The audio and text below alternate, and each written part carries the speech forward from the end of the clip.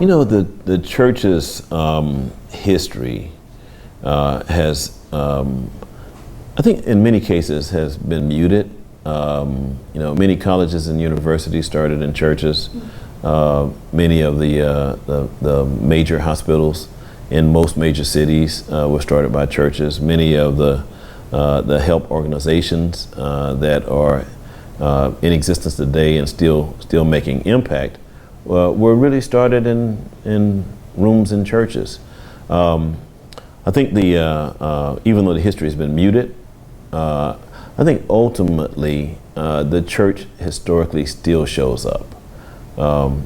Maybe not to the same degree. You know, it's a different world today. But personally, I believe the church has responsibility to the community that it's connected to. Being at home, my daughter and I, my wife was out of town. Another daughter was away, but one daughter was at home with me. She's an adult daughter, so we went to the store. I'll never forget this. Went to the store, bought some food and supplies, and the sun stayed out a little too long. We ate all of our food, man. By the time the rain started, we were looking at each other like, damn, we done ate all of our food, all right? So at that point, you know, Harvey became really interesting. We watched it, you know, kind of unfold on television, and looking out the window and talking to friends, couldn't imagine, I just really couldn't believe how much water had been dropped on Houston. You know, yeah. You know, we have dealt with individual human disasters since 1992. So we just kind of know how to be present to people in the midst of crisis. There was another water event happened in between. I'm forgetting the name of this one, but it mostly impacted the Northwest corridor in Houston. At the time, we had a Northwest campus, turned that campus into a shelter, and this might have been 3 or 4 years ago. Turned that campus into a shelter, provided housing for people for a week in that location. You know, we know how to shelter. We know how to help. Are these plans, are they planned before, or is it kind of just? Well, it's experiential. We have been around human disasters for so long. We just know instinctively what people need and how to care. You know, fortunately, our downtown facilities were relatively unharmed, which really positioned us to be a staging location for supplies, and that's where we focused most of our energy on being a place where we could receive goods and distribute goods.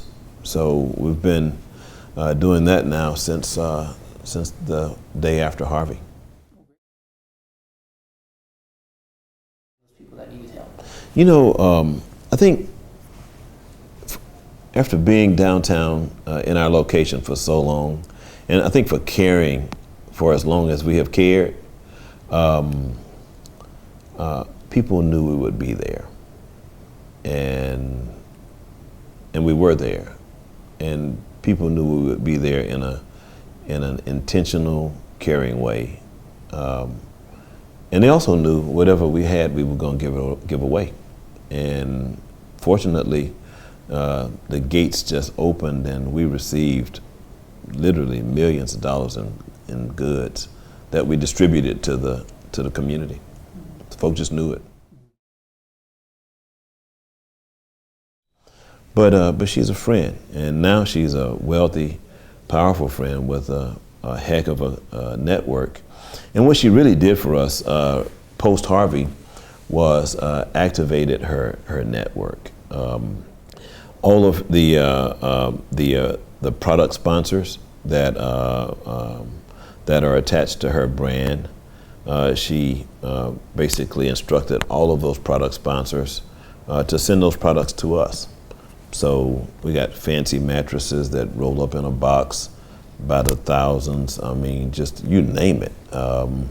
One particular group out of Cincinnati sent us over probably an 18-month period, 60 18-wheeler loads of supplies. And today we're still connected to that organization.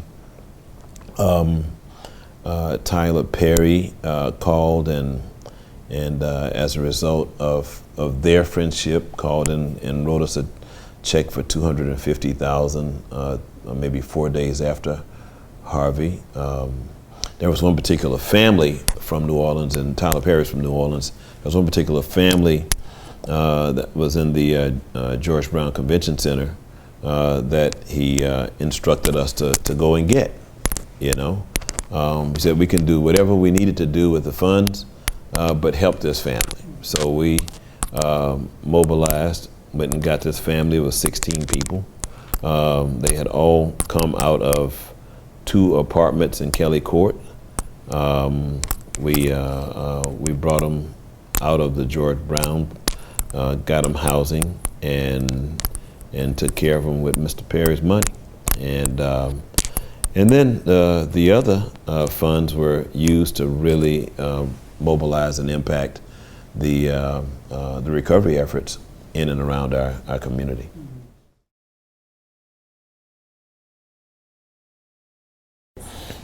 Yeah. You know, when people have survived a weather event, when it starts raining, anxiety is real. I was thinking about how, my friends who experienced Katrina are still experiencing Katrina 15 years later. Harvey's not different.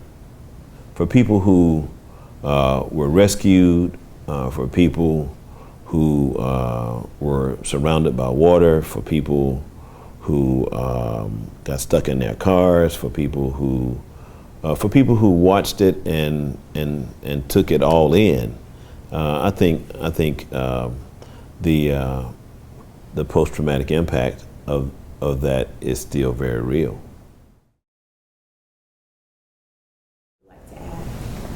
I think the post-disaster conversations are important. I really do. Even what you're doing in terms of documenting sort of documenting the responses, because we do live and learn. There are things that we will know to do and not to do the next time, and for a fact, based on a warming environment and a changing climate, I don't think we've seen the worst of it yet. People around the world are starting to experience the impact of climate change. I believe climate change is real, and the only folk who are denying the realities of climate change are people intimately connected to the fossil fuel industry, and that day is up. When I think about the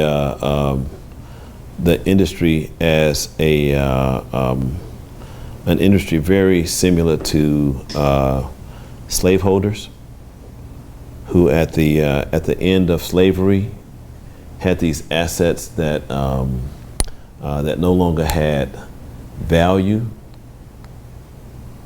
but a war did ensue to make sure value did remain around those assets.